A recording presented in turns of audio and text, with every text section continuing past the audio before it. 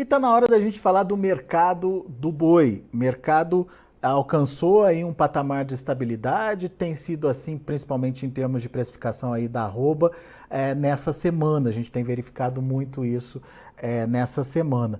Mas como é que estão os frigoríficos? Como é que estão as contas dos frigoríficos? Será que a carne no mercado internacional, ela se recuperou diante da retomada aí das exportações? Se recuperou em termos de preço? O que a gente pode entender aí do que anda acontecendo no mercado do boi e como esses fatores podem trazer para a gente uma perspectiva aí ao longo do ano? Para fazer essa análise, para nos ajudar nesses números, nosso convidado está aqui na tela, César de Castro Alves, consultor de agronegócio do Itaú BBA. Seja bem-vindo, meu caro, muito bom te ver de novo agora em 2022, um grande ano para você. E começo já te perguntando desse início de ano, né, dessa recuperação das exportações, como é que está essa situação em termos de recuperação de preços, de recuperação de mercado e como as exportações estão influenciando na precificação da arroba aqui no Brasil. César, seja bem-vindo. Obrigado, Alex. Bom dia. Prazer falar com você mais uma vez, né? Desejo um excelente ano, que a gente possa ter bastante saúde, né? E um pouco mais de paz aí com a Covid, né? Vamos firme aqui, porque o ano vai ser bom. Alex, você comentou bem, né? Começamos o ano aí com a pecuária de corte firme, né? Os preços subindo, boi, carne. É um período que normalmente as proteínas acomodam, né? Isso está até acontecendo fortemente no frango e no suíno, mas o boi não, ele começou firme. Eu acho que um pouco disso, né, dessa força ali nas primeiras semanas, teve a ver com a volta da China, né, a partir do dia 15 de dezembro, a segunda quinzena de dezembro já foi bem melhor para as exportações, não naqueles níveis até setembro, né, que a gente exportou ali quase 190 mil toneladas no mês, isso veio para 80 mil toneladas em outubro, novembro, com o embargo da China.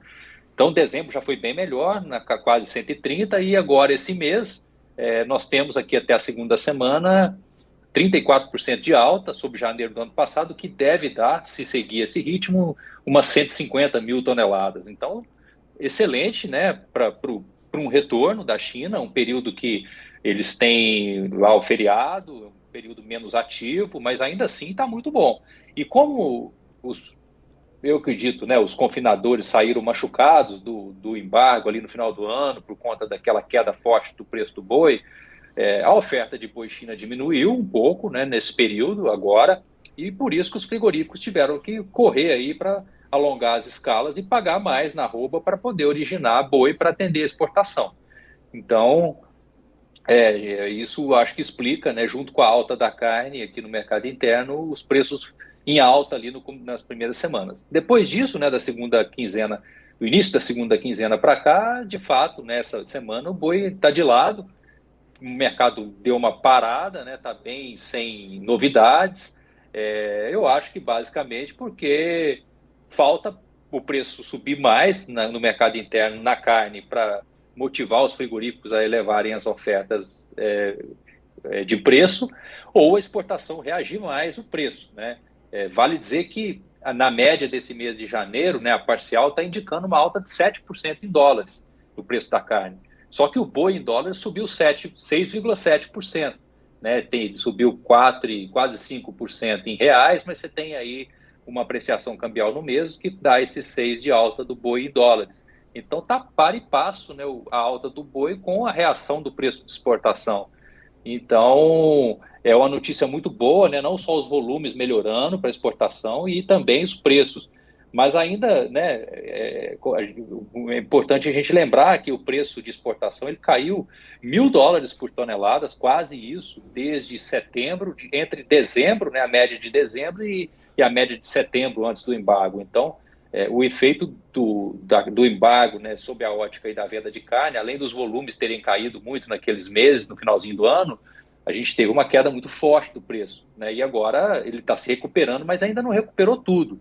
Então, acho que o sinal é bom, né, a direção é boa, mas ainda não aconteceu toda a alta, não voltamos aonde estávamos em setembro, em termos de preço. Então, isso é o que contém, eu acho, um pouco ainda, uma alta ainda maior do preço do boi, se valendo também aqui comentar que a oferta continua relativamente apertada, né? Não tem folga, grande oferta de desova de animais, não é isso comum, isso não acontece nessa época do ano, que o produtor tem pasto.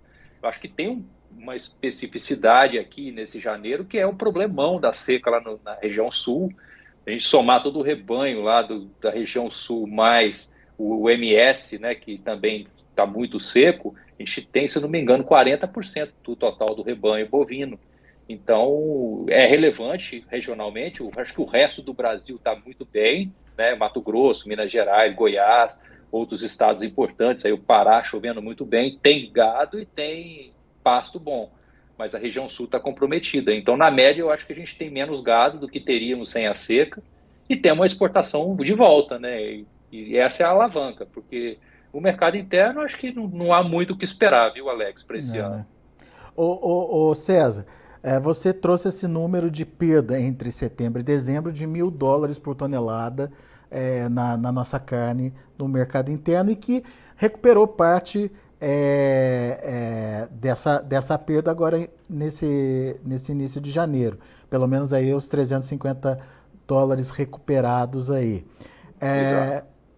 Quando a gente pega esse valor e você diz que ele pode ser um limitador para novas altas aí, por quê? O que está acontecendo com o frigorífico? Ele chega a trabalhar no vermelho? Ele é apertado, tá? Isso não é uma margem, eu acho que essa pergunta é ótima. A jeito de a gente olhar isso é o spread, né, o chamado spread da exportação. O que é isso? É o preço da carne dividido pelo preço do boi, os dois em dólares, né? O boi convertido em equivalente carcaça, né? Ou seja, a carcaça do boi de exportação, o preço que é negociado e dividido pela matéria-prima, que é o boi. Então, a gente tem, né, nesse mês de janeiro, na média aqui, na parcial do mês, né, considerando essa alta de 7% da carne, mas também a alta dos 6% do boi, uma situação muito parecida com dezembro, que é um spread negativo em 1, 2%. Né? Em dezembro foi -2%, agora está apontando -1%. Então, não é vida fácil, tá? Agora, isso não é a margem exatamente do frigorífico, porque tem subprodutos, tem uma série, isso é uma média que compara com ela mesma o ano passado. Então, não tem tanta folga para grandes reajustes sem que o preço continue subindo. Eu acho até que ele vai subir o preço de exportação em dólares e vai dar atração para o boi continuar se recuperando, mas ainda não chegou lá, né? Então, resumidamente, o spread está apertado na exportação e está bem menor do que estava aí no começo do segundo semestre do ano passado, até setembro, ele era melhor, porque ali o boi não estava tão alto e a carne estava mais valorizada, né, da exportação. Então, de lá para cá, a gente teve uma queda do boi, depois ele se recuperou, mas ainda não... Ele voltou a subir agora no começo do ano, ele está mais elevado, mas a carne não voltou para onde estava antes. Então, por isso que esse spread piorou. Não quer dizer que é ruim, não, viu, Alex? Porque a exportação, dependendo aí dos cortes que se exporta, né, e também incluindo subprodutos, a operação conversa, tá? Faz sentido e é por isso que isso segue, né? O jogo segue. Mas ainda tem uma sequela aqui do embargo no preço, né? E só que limita ofertar mais pelo boi, né? Exatamente, limita ofertar. O pecuarista ele retrai nesse momento, né? Então a oferta segue contida, mas não dá para dizer que o resultado da exportação já está igual ao que era, né, antes. Ainda não. Ainda não. Tá. Só para a gente ter como comparação, esse 1 ponto percentual negativo de agora, comparado com, vamos pensar em setembro, né, que foi o pico das exportações, o melhor momento de precificação aí da arroba no mercado internacional. Qual que é essa diferença, César? Era 10% ali, próximo de 10%. Né? Então, estava bem 10% melhor, positivo justamente no porque caso, a carne estava, né, mais valorizada. 10% positivo no caso, né? Positivo, sim, sim. É uma diferença bastante grande. Agora, você falou da possibilidade de recuperação e você vê essa possibilidade de recuperação, de voltar, inclusive, aos patamares anteriores aí, recuperar os US$ 1.000 aí, César? Sim, vejo sim, Alex. Aliás, o preço que a gente tem hoje de carne, né, e também o boi em dólares, aí, 60 e poucos dólares arroba, é barato, né, relativamente aos nossos pares internacionais. Tem demanda lá fora, né, não tem nada que indique um tranco. A gente tem diversificação de mercados aí, também além da China, né, que representa muito, mas ano passado a gente cresceu para outros destinos, Chile, Estados Unidos. Então, acho que tem uma demanda externa boa, tem uma competição relativamente pequena, né, lá fora, então, alguns países estão mais retraídos ainda, e a China reabriu, né, como a gente esperava, demorou muito, mas reabriu, então o jogo da exportação segue firme aqui, eu acho que tem total condição de a gente recuperar esse preço em poucos meses, tá, porque ele caiu muito rapidamente, mas tá indo, né, já foi quase metade aqui de tudo que nós perdemos aí em 3 meses em janeiro. Então, acho que segue em evolução e o que é positivo aqui, né, para a nossa história, né, do boi. Então, tende a ajudar aí na alta do boi mais adiante. E vai ser importante que isso aconteça, porque possivelmente a partir de março a gente tem um pouquinho mais de abate de vacas, né, é comum os descartes aí nessa época do ano. Precisa ver como é que vai ficar a região sul, se vai ter abate de vacas maior do que o normal por conta da seca. Eu acho que pode ter, especialmente ali no MS, uma região importante de cria, e mais lá na frente, ali para maio, junho, tem a final de safra, né, o pico de safra. Então, é importante que a exportação continue bem. Eu acho que o cenário é bom e ele se defende bem nesse quadro aí, tá? Um câmbio mais depreciado, né? Vai ser um ano volátil, mas tudo indica que não vai ter grande espaço para apreciação cambial por conta de eleições e nossas questões fiscais aqui, e uma demanda boa lá fora. Acho que sim, o preço continua subindo e dá lastro aí para o boi seguir seu caminho aí para cima, né? Se Deus quiser. Uma coisa que me chamou a atenção na sua fala anterior foi quando você destacou a firmeza da carne nesse início de ano. O que aconteceu de diferente na sua opinião? Teve demanda nova pela carne brasileira?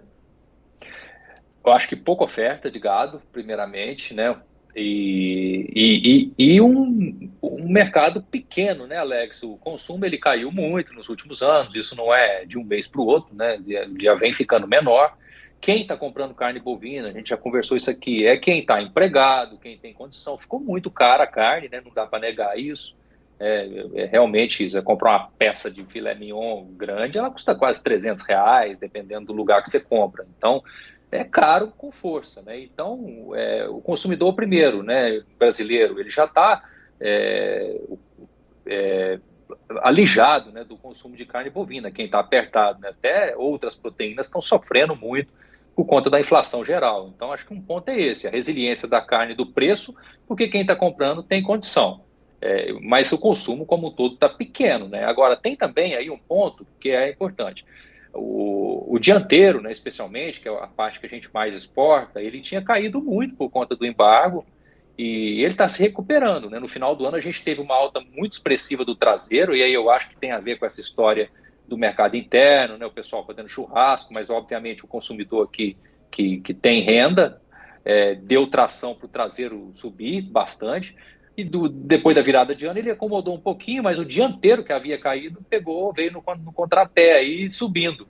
Então essas duas forças aí, o traseiro caro, né, mais elevado, e que não sofreu nada com o embargo, e o dianteiro em recuperação, eu acho que justifica a carne num preço bom. E ela está assim, mas ela está andando junto com o boi, né? A gente tem uma alta aí do boi em janeiro de 4,5%, e a carne subiu exatamente isso também, a carcaça casada. Então, eu acho que é um mercado interno firme, tem pouca oferta, né? Não tem por que o preço cair, e o consumidor que está indo no supermercado, ele não tá tão sensível, porque é quem tem condição, né? Acho que é basicamente isso. Temos um consumo per capita muito baixo, Mas e a carne boa. essa firmeza da carne no mercado interno, você acha que tem vida longa aí? Continua? Eu acho, Alex, que aí a nossa grande preocupação é o mercado interno, né, por conta de todo o quadro aí de inflação, pelo menos nos próximos meses, né, pode ser que depois ela acomode um pouco, o juro está subindo, vai subir forte, né, rápido, e isso tem seu efeito negativo como um todo, né, sobre a renda das famílias, e não vejo espaço para grandes altas da carne, a menos que o abate fique muito pequeno, tá? Também não espero isso. Eu acho que esse ano a gente tem uma oferta de gado pelo menos igual ao do ano passado, e não menor. É sempre difícil esse prognóstico aqui, mas tudo indica que a gente pode ter um pouquinho mais de vacas, né, sendo descartadas, né? Não tem ambiente para grandes descartes de vaca, porque o bezerro está muito valorizado, mas é o ciclo pecuário, né? A gente já tem alguns anos de retenção, então acho que a oferta tende a ser igual ou um pouquinho melhor que o ano passado. Então, se assim for, de certa forma, isso impede com que a carne exploda, né? Dê um grande salto no mercado doméstico. Então, eu acho que... mas também não cai. Então, assim, a pouca oferta de gado, especialmente agora que o produtor pode segurar o animal, ele vai segurar o preço da carne, que internamente tem uma força contrária, né, grande hoje, aí, que é o frango e o suíno caindo, né? Aliás, estão despencando, o frango está caindo desde setembro, e as duas atividades aí estão com as margens muito espremidas, então isso cria uma distância grande do dianteiro bovino para o preço do frango, né? O dianteiro está bem caro relativamente ao frango, e então eu acho que segura. Então não vejo muito espaço para a carne subir muito mais, mas também não acho que cai no mercado doméstico, tá? Pela razão da oferta que é restrita de gado, especialmente agora. E tomando esse gancho então da oferta, né? Você ponderou aí que não acredita em oferta menor e abates menores do que no ano passado, que é de igual até para mais. Quando que essa oferta, na sua opinião, chega ao mercado e pode começar a interferir aí na precificação? Eu acho que em março a gente tem um pouco de vacas, né? É o ciclo de descarte. Produtores tocam as vacas, vão ver o que não emprenhou, vai para o gancho. E aí, né, tem a particularidade esse ano da seca na região sul, né? Por lá a situação é muito complicada das pastagens, é possível que tenha problema de parição, né? E aí o MS é um estado muito importante na produção de bezerros. Podemos ter eventualmente um pouco mais de descartes do que o esperado, mas esse efeito é sazonal, né? Março você tem isso acontecendo todo ano. Esse ano podemos ter um pouquinho a mais por conta da região sul, né? Tem ali uma participação relevante se a gente somar todos os estados, né? O rebanho bovino. E mais adiante, ali em maio, junho, safra, né? Período de safra, quando as chuvas reduzirem, a gente pode ter um pouco mais de oferta na margem, né? Ou seja, pontualmente o efeito sazonal. Então, seria basicamente isso. Acho que não vai ficar tão pior aí o abate do que a gente viu o ano passado, não. Justamente porque essa seca deve forçar, né, inevitavelmente uma desova de animais por falta de pasto. E a gente tem o ciclo pecuário andando, né, movimentando aí no sentido de gradualmente um pouco mais de oferta. Então, César, vou te explorar mais um pouquinho. Vamos um pouquinho além de junho. Vamos pensar lá no segundo semestre, onde os confinamentos é que mandam. Hoje, o cenário que a gente tem é de um custo muito alto para o confinamento. Isso pode ser um limitador aí de volume de animais confinados? Acho, sim. O confinamento ele ficou mais complicado agora, né, com o milho voltando para próxima dos R$ 100. Farelo de soja caríssimo também, né? Está tudo subindo. Preocupação grande, não é só com a safra, nossa safra de soja e milho aqui do Brasil, tem também a Argentina, Paraguai tendo problemas. Nós vamos ter uma perda de safra, isso é fato. Então a soja já complicou, o milho primeira safra já complicou. Então os custos de ração no primeiro semestre devem ser mais elevados do que a gente esperava antes. A gente achava que tinha espaço para acomodar um pouco, não muito, justamente porque o balanço é apertado e a gente só vai ter um grande alívio depois da safrinha. Agora, olhando para o segundo semestre, visto de hoje, ainda podemos apostar numa safrinha forte, né? Ou seja, voltando aí para os níveis de 2 anos atrás. Ano passado a gente teve uma grande quebra, então tudo mais constante, né? Se a soja for colhida agora no momento certo, e está acontecendo isso, milho safrinha plantado dentro da janela ideal, e isso vai desenhar uma perspectiva positiva para a safrinha. E aí, no segundo semestre, a realidade pode ser outra, no sentido de preço mais barato aí de milho. E aí esse quadro é muito interessante para confinamentos, né? A partir partir do segundo semestre, né, quando a safrinha tiver mais grande parte dela sendo colhida, se tudo der certo, né? Tem muita água para passar debaixo da ponte, é um ano de laninha, né? Embora aparentemente, se der certo o plantio no momento certo, tem grandes chances, eu acho, da gente ter uma boa produção lá na frente. E aí o cenário de boi que a gente conversou aqui, né, que é positivo, exportação funcionando bem, câmbio depreciado e um custo de dieta mais baixo no segundo semestre, eu acho que é um panorama bem interessante para o produtor. Mas esse primeiro semestre vai ser difícil, não tem como.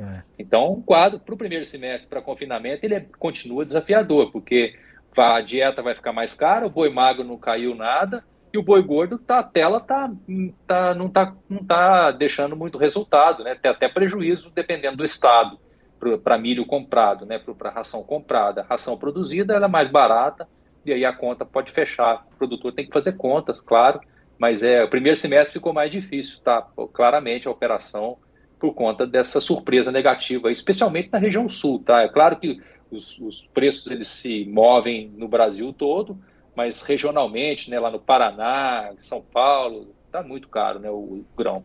Muito bom. Meu amigo, obrigado mais uma vez pela participação. Volte sempre, César, é sempre bom te ouvir. Valeu, Alex. Obrigadão. Até a próxima vez. Um excelente ano. Valeu. Grande abraço para você.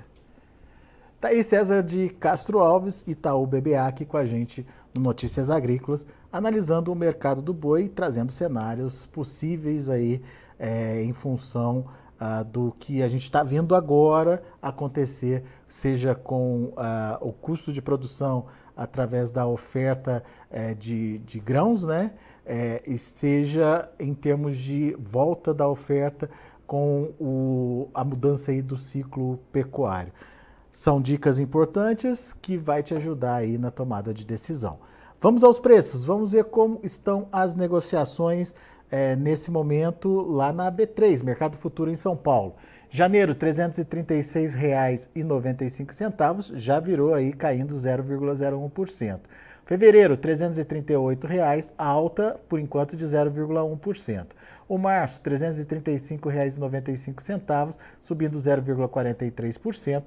E o maio, R$ 329,50, alta de 0,15%. O indicador CPEA fechou a R$ 339,25 o dia de ontem, dia 20, com alta de 0,61%. Muito bem, a gente vai ficando por aqui. Agradeço muito a sua atenção, a sua audiência. Daqui a pouquinho tem mais informações, outros destaques e na sequência tem João Batista Olive com Tempo e Dinheiro aqui pelo Notícias Agrícolas. Se inscreva em nossas mídias sociais. No Facebook, Notícias Agrícolas. No Instagram, @Notícias Agrícolas. E em nosso Twitter, @Norteagri. E para não perder nenhum vídeo, não se esqueça de nos acompanhar no YouTube e na Twitch, Notícias Agrícolas Oficial.